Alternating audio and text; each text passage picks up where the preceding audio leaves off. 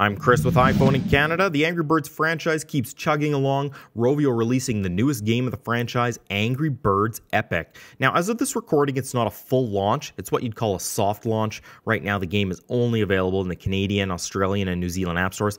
Companies sometimes do this soft launch to beta test the game before a mass release. Now, before I go on, I was very hesitant about this game after my bad experience with Angry Birds Go. If you missed that review, take a minute to watch it. I still feel Angry Birds Go is a fun game, but I feel you have to spend money to get the most out of it, especially in the beginning. Now, to be clear, I'm not against spending money in-game. In fact, I usually do at least one purchase to help support the developers. What I'm against is games that make you feel like you have to spend money to get the most enjoyment out of the game. I'd much rather pay up front than have a free game, but enough of this rant. As you can see from this video so far, Angry Birds Epic is another installment far removed from the original classic of just launching birds at structures. Angry Birds Epic is a turn-based RPG. Now, I grew up with the original Nintendo Entertainment System, and my all-time favorite games are the original Final Fantasy games, and this one has a similar look when it comes to the battles. Granted, more than a few RPGs use this style. You can have up to 3 birds battling at a time, and you can have more in your group, but only 3 can battle at once. When it's your turn, you have a couple of options, from attacking, using a special ability, or even using potions. It's pretty straightforward, and when you start the game, it walks you through everything pretty well. There is some strategy in the attacks at times, so it's not just attack anyone at random. Now, if you win the battle, you collect experience and items. If you lose, you can spend coins to revive your birds and continue the fight, or you just let them die and you actually receive a little gift. Usually a couple of coins or even some potions, then you can start the fight all over again. When you win a battle, you get points, and you'll see a familiar 3-star screen. The more stars you get, the more items you'll collect. You spin the wheel, and whatever item ends up beneath the stars, you get. Now, if you don't like your spin, you can try your luck again by spending some of the gems you have. These items you collect will be used to build new weapons, armor, potion, and other items you'll need throughout the game. At some points, you'll even be offered deals on items if you want to buy them. Of course, this is where the in-app purchases come into play.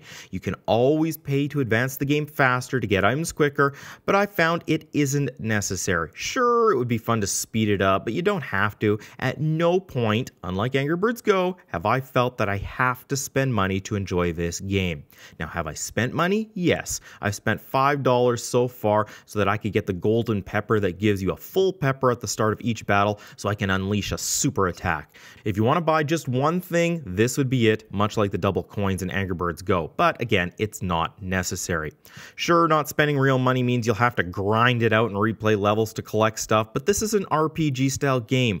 When have RPGs not been grindy? Now, moving through the game is very linear. There are times when you do advance and you'll unlock paths that you've passed and you can go back, but for the most part, it's pretty straight ahead along a path.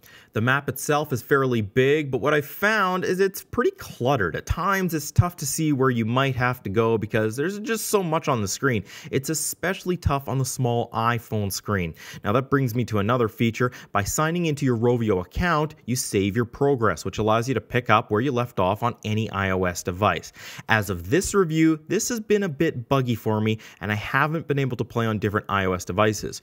Rovio is looking into it, so hopefully it will get fixed, but I know for others it works fine, but this is the advantage of a soft launch. If little issues arise, they can hopefully get it fixed before the much larger launch.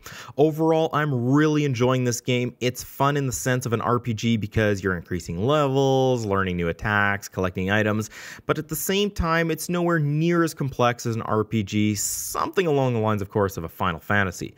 This is great if you're just looking to pick up a game for a few minutes to enjoy. If you're really into RPGs, then you may find this a little too simplistic, but at the same time, it's still a lot of fun. I recommend you at least download it and give it a try.